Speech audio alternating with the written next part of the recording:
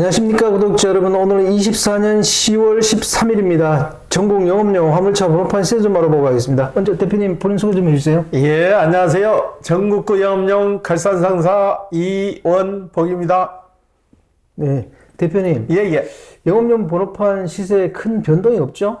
지금 몇 주째 이 추세로 계속 지나고 있는데요. 큰 변동 없이 현상태를 유지하고 있습니다. 네. 개인 소형부터 말씀드릴게요. 개인 소형은 1.5톤 이하를 개인 소형이라고 그러는데 전주와 동일하게 2,980만 원에 거래되고 있고요. 개인 소형 전기차 넘버도 전주와 동일하게 2,700만 원에 거래되고 있는데 개인 소형 전기차 넘버가 요즘 많이 유입되고 있어요. 그 다음에 개인 중형. 개인 중형은 1.5톤 초과 16톤 이하를 개인 중형이라고 그러는데 전주와 동일하게 2,750만 원 선에 거래되고 있습니다. 그 다음에 개인 대형. 개인 대형은 16톤 초과 차량을 개인 대형이라고 그러는데 전주와 동일하게 3,600만 원에 거래되고 있고요. 트레일러는 6,500만 원, 5톤 덤프는 3,300만 원에 거래되고 있습니다. 네, 대표님. 예. 개인 소형 전기차가 최근에 왜 이렇게 많이 유입되고 있나요?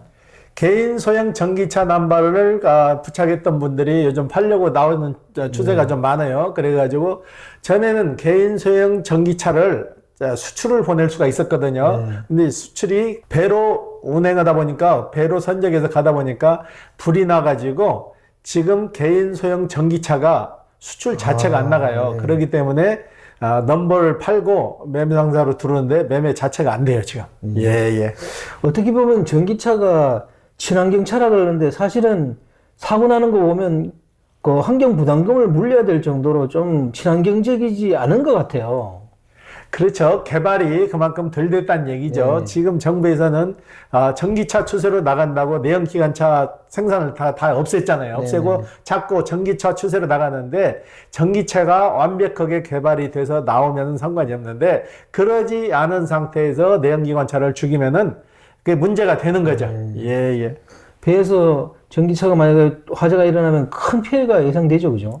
전기차는 화재 나면은 끄는 방법도 굉장히 어렵더라고요. 얼마 전에 일구에서 그 끄는 거 봤는데 방수포 같은 걸로 완전 덮어가지고 이렇게 하는 모습을 봤어요. 그만큼 어렵다는 얘기예요. 수화기로 끄는 게. 예. 전기차 실제 거래도 잘 안 되잖아요. 지금 더 거래가 안 되는 게 전기차로 택배나 지금 이제 전기차는 택배 차량밖에는 못 쓸 수가 없어요. 전에는 택배차가 내연기관차를 썼는데 전기차로 이제 바뀌어가지고 대폐차를 안 끊어주니까 전기차로 가야 되는데 좁은 동네에서 짧은 키로수를 운행하는 것은 맞아요. 멀리 안 가니까 충분히 하루 충전하면 그 양을 다 충분히 쓸 수 있는데 멀리 갔을 때 그걸로 영업용으로 해가지고 지방을 다닌다든가 몇 시간 장기간 주행이 안 된다는 얘기죠. 예. 전기차 중고차 가격은 배터리 쓴 그 기간 그걸로 이렇게 산정하는 건가요? 전기차 같은 경우에는 지금 수출 나가는 금액이 돈 1,000만 원 선에 나가요. 1,000만 원 선에 나가서 매매 상사에도 그 금액대에 지금 인수를 해요. 인수해서 갖다 넣는데 거의 찾는 분들이 없어요. 예. 그 1,000만 원으로 나가는 그 차는 신차 가격이 얼마짜리예요? 지자차에서 보조 받게 되면은 한 1,700만 원, 1,800만 원 선 하죠.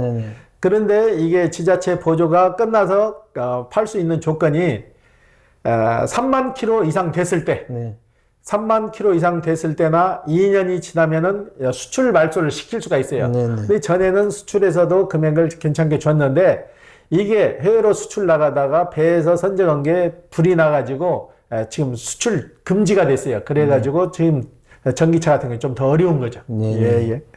또 구독자분들 중에 이 영상 처음 보시는 분들은 정부에서 준 번호판을 왜 매매하느냐 그런 또 댓글을 달 수가 있는 것 같아요.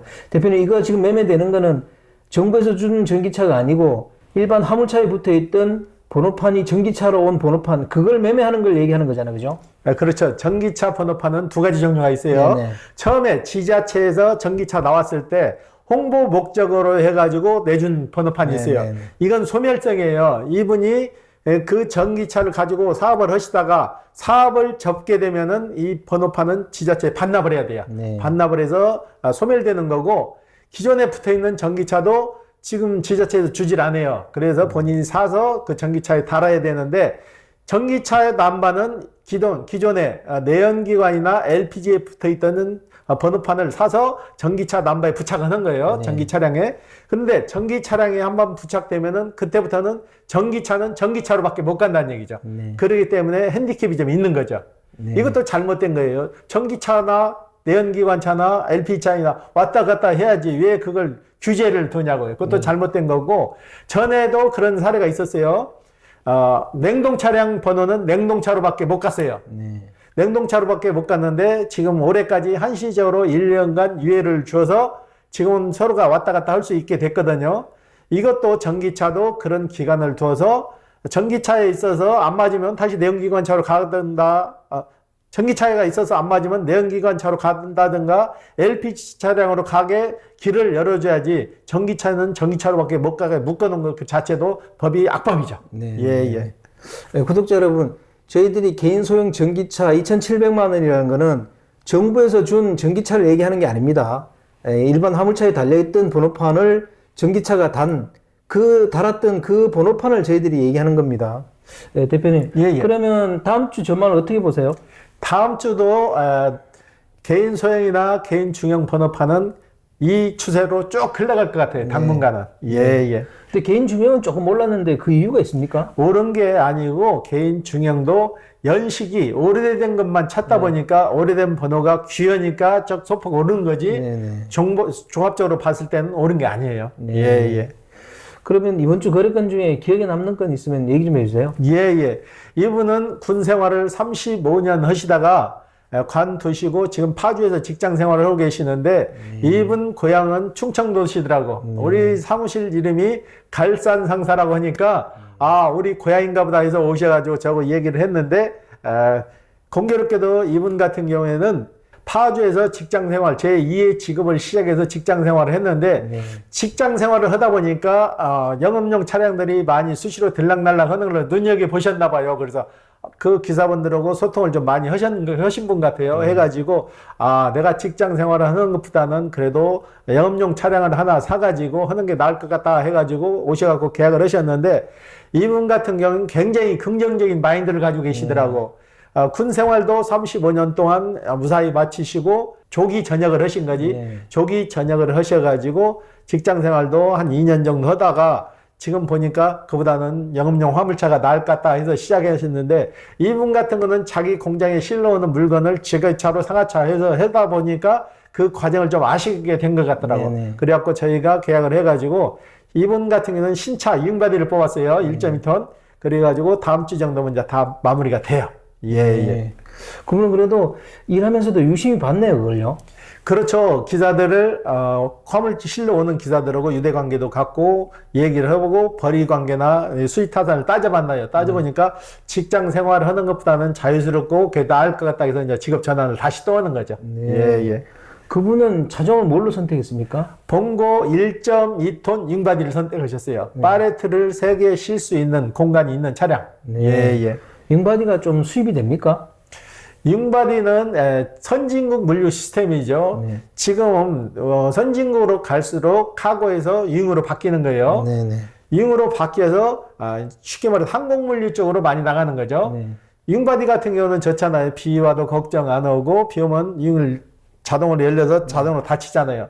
그리고 상하차도 편하고 그래서 윙바디를 요즘 좀 많이들 선호를 하세요. 예. 그러면 그분은 거래처가 있습니까? 자기 사촌이 공장을 좀 한다 그래요. 공장을 해서 전국적으로 배송 물량까지 확보를 하셨더라고. 이분 같은 경우는 사촌이 하는 공장 힘들 때 가서 일도 도와주면서 일머리를 좀 마시는 것 같아요. 그래갖고 사촌한테 가서 확약을 받았나 봐요. 내가 윙바디를 사가지고 어느 시점에서 오는데 너희 공장에서 나가는 물건 나 오다를 좀 줘가지고 일할 수 있게 좀 해달라 해갖고 오케이를 했나 봐. 그래갖고 그분은 편안한 마음으로 시작하는 것 같더라고요. 예. 대표님. 며칠 전 신문에 보니까 화물차를 불법 정차한 혐의로 운송업자들이 경찰에 적발됐더라고요. 이게 현실적으로 이런 일이 있습니까? 충분히 가능하죠. 일반 개인 소형이나 개인 중형 말 그대로 개인 것은 이런 사례가 있을 수가 없는 거예요. 이건 한 대 한 대 체크를 해서 되지만은 법인 것은 얼마든지 가능을 해요. 쉽게 말해서 법인이 전라도 광주에 있다가 서울로 옮겼다 했을 때 네네. 서울 업자가 사게 되면은 광주에 있는 것을 말소를 시켜야 되는데 말소를 안 시키고 그걸 다시 부활시켜갖고 쌍둥이 번호판이 되는 거죠. 네. 그 번호판이 전국으로 유포가 되는 거죠. 네. 그래서 이런 사례가 좀 종종 발생을 해요. 네.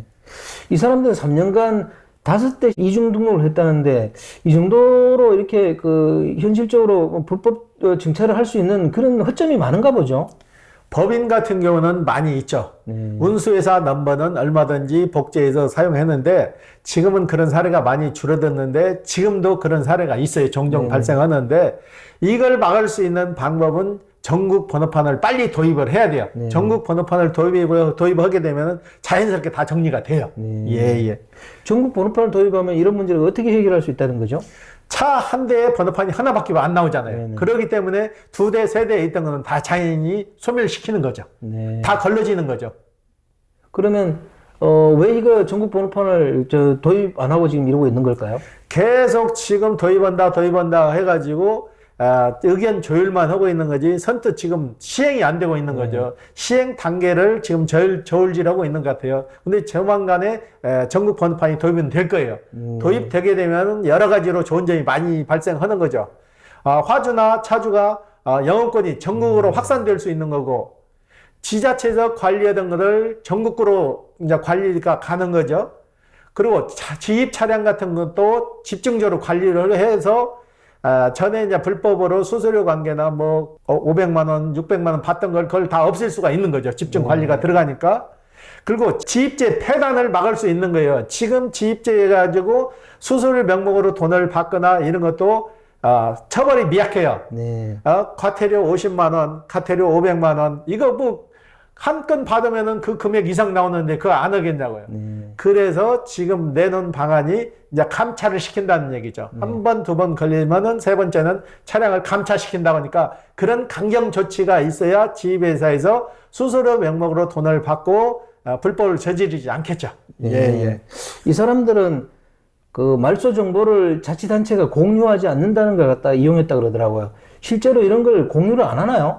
지자체에서 구태여 공유를 안 하는 거죠. 괜히 일도 많은데 지자체에서 그 공유할 일도 없고 그냥 자기네 지자체에서 소멸시키고 끝나는 건데 그걸 다시 악용을 하니까 그 문제죠.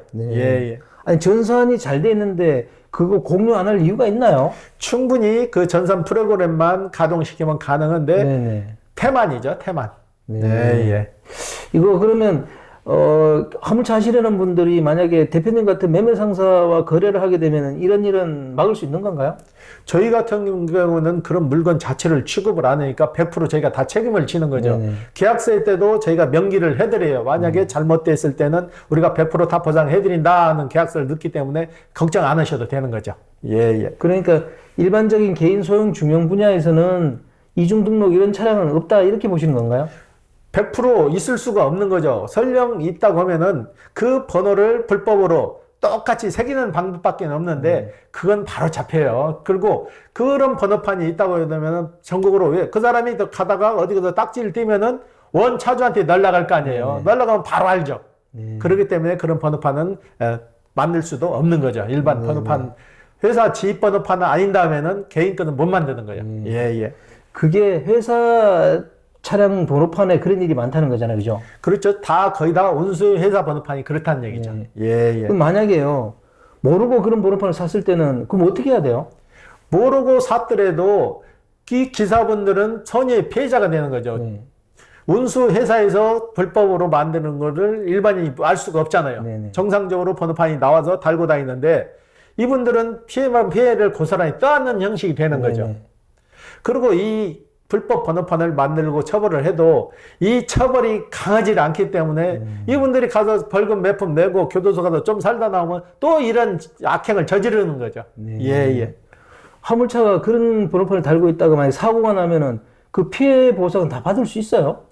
일단은 보험을 들잖아요. 보험을 드는데 보험을 A라는 차 번호판이 똑같은 번호판이 아니고 B라는 번호판이 똑같았을 때 A가 원이고 B가 가짜라고 했을 때 A도 들고 B도 들었을 때는 운전자가 다르기 때문에 보험은 가능하죠. 가능한데 이제 법률 검토를 해야 되겠죠. 이건 불법이니까.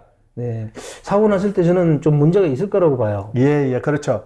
일단 그 번호판이 한 차량이 한 대가 아니고 두 대가 되니까 문제가 되겠죠. 이제 법정 싸움이 이뤄지겠죠. 네네. 예, 예. 이걸 해결하기 위해서는 전국 번호판을 갖다가 도입해가지고 정부에서 좀 관리를 해야 될 것 같아요. 전국 번호판을 도입하게 되면은 지자체에서 관리하는 게 아니고 전국 번호판은 한 군데서 관리를 하잖아요. 네네. 국토부는 국토부에서 관리하기 때문에 충분히 가능하다는 얘기죠. 네. 예, 예. 또 얼마 전 신문 기사 보니까 자동차 번호판 이거 위조하는 것도 금방 위조가 되더라고요. 자가용 번호판 같은 경우에도 위조하는 업자들이 그거 만드는데 1, 20분도 안 걸려요. 네네. 만들어가지고 그러니까 똑같은 번호판이 두 개도 될 수 있고 세 개도 될 수 있는데 이건 자가용에 국한된 거죠. 영업용 그렇게까지는 하지는 않는데 자가용도 악용을 할 것 같으면 그런 형태가 나타날 수 있다는 얘기죠. 예, 예. 좀 주기적으로 이런 건 단속을 해야 될 필요가 있는 것 같습니다. 그죠? 그렇죠. 잘못되면은 선의의 피해자가 많이 발생을 하는 거죠. 자기도 모르는데 자기하고 똑같은 번호판이 굴러다닌다고 생각해봐요. 그리고 주민등록도 그러잖아요. 똑같은 주민등록이 사람이 똑같은 게 사진만 바꿔서 똑같이 돌아다니고 그런 사례도 나타나잖아요. 네. 예, 예. 어떤 분이 저한테 그거 한번 물어보더라고요. 화물차 번호판 번호 있잖아요. 그것도 좀 선택할 수 있냐고. 이게 선택이 가능한 겁니까? 화물차 번호는 선택이 가능하지 않고 그 전 차주 거를 그대로 물려받는 거잖아요. 사는 거잖아요. 인천인 것 같으면은 인천 고유 번호가 그대로 쭉 해서 쭉 나가는 거고 내가 인천 번호를 사서 서울로 가면은 서울 자체 내에 번호판이 교부가 돼요. 그렇기 때문에 고를 수가 없는 거죠. 예, 예. 서울로 가면 그 번호가 좀 바뀌는 건가요? 뒷자리, 네 자리가? 다 바뀌는 거죠. 서울에 이제 TO대로 나가서 인천 같으면 앞에가 인천이 들어가지만 서울은 서울이 들어가잖아요. 서울 몇몇몇에 1, 2, 3, 4라든가 그 번호가 자체가 바뀌어버리는 거죠. 예, 예. 그 마지막으로 대표님, 이중 번호판, 쌍둥이 번호판 이거 구입이나 이런 거 피해를 보고 있는 분 있으면 좀 조언 좀 해주십시오. 이거 운수회사 번호를 임대해서 쓰시는 사례가 종종 그런 데가 발생하는데, 운수회사 번호를 임대해서 쓰실 때는 그 회사 재정 상태를 한번 확인해 보세요. 차량 대수가 몇 대가 되고, 재정 상태가 어느 정도 되고, 위스탁 계약서를 쓸 때 그 내용을 확실히 숙지를 하시고, 계약하시면은 큰 손실은 안 보실 거예요. 예, 예. 네. 오늘 인터뷰 감사드립니다. 예. 네, 구독자 여러분, 오늘 24년 10월 13일입니다. 화물차 번호판 시세는 크게 변동이 없습니다. 요 최근에 또 보니까 쌍둥이 번호판이 또 문제가 되는 것 같습니다. 화물차 시장에는 진짜 이런 일이 없어야 되는데 사고 났을 때도 큰 문제가 될 것 같습니다. 자, 그런 거는 이제 화물 하시려는 분들이 참고적으로 알고 있으면 좋을 것 같아서 제가 말씀드렸고요. 자, 호화제는 다음 주에 또 다른 주제로 구독자 여러분 찾아뵙겠습니다. 안녕히 계십시오. 호호 아지였습니다.